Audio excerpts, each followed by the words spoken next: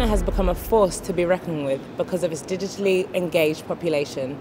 Yali Liu, Vice President at ChinaCache, joins me today to discuss this further. Thank you for joining me today. Thank you for having me. Let's talk about the Chinese data center market's current state. Well, China has developed tremendously from a data center space perspective.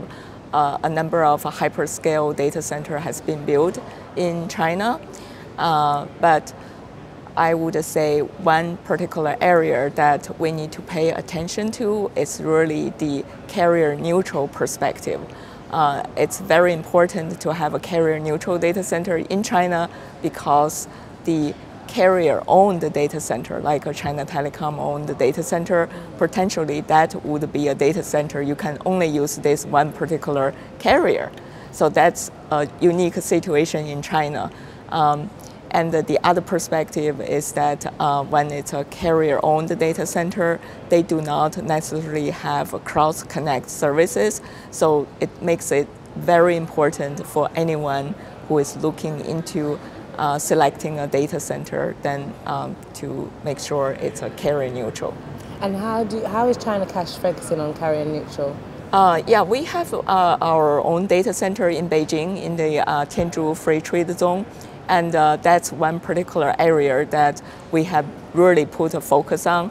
We make sure our data center is truly carrier neutral. With that, what we mean is we have not only the top carriers here, but we also have other medium and small carriers coming into our data center. We have the standard meet-me rooms for carriers, and also we have built the very first internet exchange in mainland China in our data center, and the exchange is called ChiniX, CHNIX. So that is another way to ensure we have not only the big carriers, but also other medium and small carriers are able to come into our data center, and also give our customers that reside in the data center the ability to connect with everybody, be it big carrier or medium and small carrier, and also exchange traffic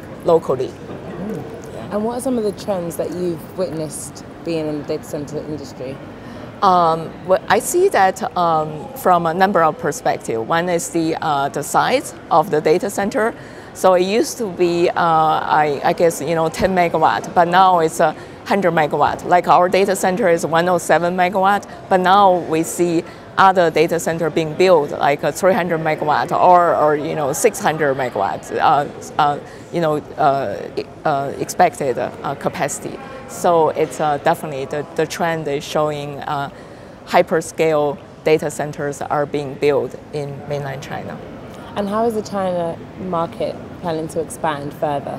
I would say there are definitely a lot of room for expansion, because now with AI and also IoT, everything needs to be in the cloud. So there are a lot of cloud and enterprise customers that have tremendous data center requirement, and that's driving the data center demand. And this is not just for Chinese customers, but also this is not just for Chinese enterprise or cloud providers. It's the same for global cloud service providers. There are tremendous opportunities in China.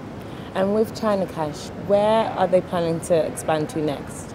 At this stage, we are, very frankly speaking, we're focusing on making sure we provide the best service to our customers, and we have three primary services. One is CDN.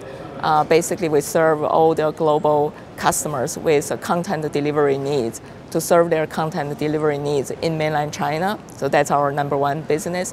And number two is the data center. So we have this data center campus in Beijing. So we use this to provide the data center services to our customers. And then the third piece is the internet exchange. So our focus is to make sure we really provide the best service to our customers in all these three areas at this time.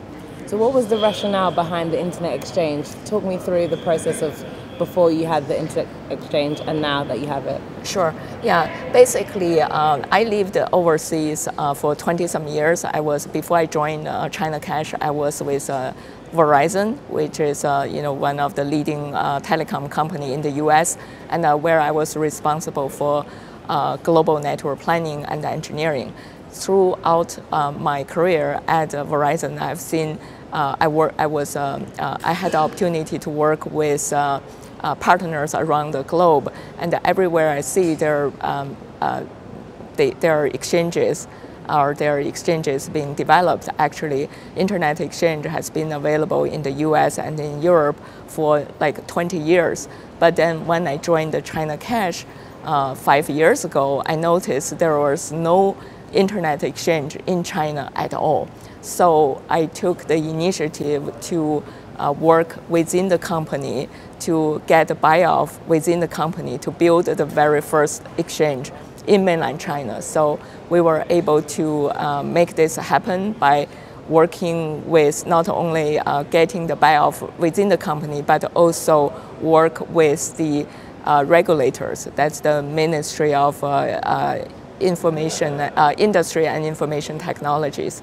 So work with MIT to get their okay to build internet exchange in China. So throughout the last 4 years, we're able to really bring this baby up, and now it's actually we have 40 plus members, including content providers and also service providers, and we are able to use this to enable local connectivity and traffic exchange at our data center, and also serving members around the metro area and also some from other parts of the nation. And how important is Data Cloud Conference to your company and to you personally? Well, I find this is a very good conference. This is the first time I'm attending it, so it's where we could meet potential customers and also exchange ideas and sharing knowledge. So I feel very privileged to be here and have this conversation. And lastly, there's a lot of conversation in the West, especially about diversity in the industry that we're in, the data center industry, and with women being leaders. Tell me a bit about how it's like in the for you as a woman in this industry. Yeah, sure.